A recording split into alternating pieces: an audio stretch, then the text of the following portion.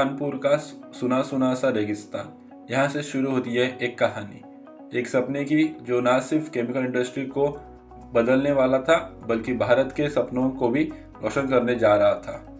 JRD. Tata के नेतृत्व में टाटा ग्रुप ने ओखामंडल सॉल्ट वर्क्स को अपनाया। जहां दूसरे लोग सिर्फ नमक की खान देखते थे, टाटा ने देखा कि एक रासायनिक क्रांति का बीज।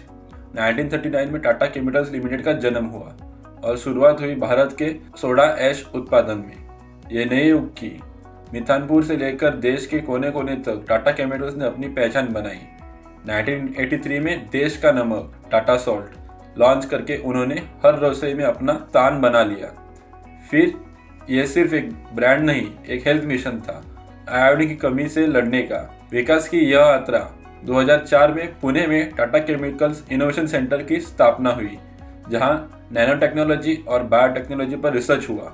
2006 में यूके का ब्रनर मूड और 2008 में यूएसए का जनरल केमिकल खरीदकर यह दुनिया का दूसरे सबसे बड़ा सोडा ऐश प्रोड्यूसर बन गया। 2010 में ब्रिटिश सॉल्ट को खरीदकर यह सॉल्ट ग्लोबल सॉल्ट डोमिनेशन का दरवाजा खोला, पर यह रास्ता आसान नहीं था। 2001 में गुजरात का भूकंप और मिठानपुर प्लांट में लगी आग ने प्रोडक्शन को झटका दिया।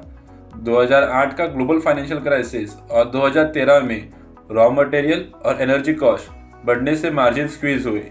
इन्वेंट्री डेज 324 तक बढ़ गई, डिमांड की कमजोरी का संकेत।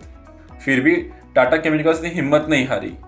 Q4 ऑफ फाइनेंशियल 2025 में 3,551 करोड़ रेवेन्यू और 21,000 करोड़ की मार्केट कैप के साथ उन्होंने इंडस्ट्री में अपना दम बनाए रखा। मई 2025 को 11 रुपए का शेयर डिविडेंड अनाउंस करके शेयर होल्डर का ट्रस्ट बनाए रखा और उसका प्रमाण दिया, और एक चैप्टर बंद हुआ। एन चंद्रशेखर ने 28 मई 2025 को चेयरमैन पद से इस्तीफा दिया, जिससे नए नेतृत्व के लिए रास्ता खुला। एक छोटी सी सॉल्ट वर्क्स से शुरू होकर टाटा केमिकल्स ने दुनिया के 40 देशों में glass, food processing, crop care और फार्मास्यूटिकल इंडस्ट्रीज को सर्व करता है। रेलिस इंडिया जैसे सब्सिडीज के जरिए भारत के किसानों तक पहुंच बनाई है। आज भी ये कंपनी 58.86% टाटा सन्स के अधिकार में है, एक भरोसेमंद विरासत की प्रतिनिधित्व करती हुई। 2023 में उनका रेवेन्यू 16,789 करोड़ था, जो 2025 में घटकर 14,887 करोड़ हो गया। उनका नेट प्रॉफिट 2,434 करोड़ से घटकर 387 करोड़ पे आ गया। तीनों साल में लगातार गिरावट आई। रेवेन्यू 11% से कम 2025 में हुआ। ऑपरेटिंग प्रॉफिट मार्जिन 23% से गिरकर 13% हो गया। नेट प्रॉफिट 3 साल में 84% घट गया। ऑपरेटिंग प्रॉफिट मार्जिन जो फाइनेंशियल 23 में 23% था, वो 25 में 13% हो गया। नेट प्रॉफिट मार्जिन 14% से 2025 में 3% हो गया। रिटर्न ऑन इक्विटी फाइनेंशियल 2023 में 5% था, जो फाइनेंशियल 2025 में सिर्फ 1% पे आके रह गया। इन्वेंट्री डेज 282 डेज से बढ़कर 324 डेज हो गए।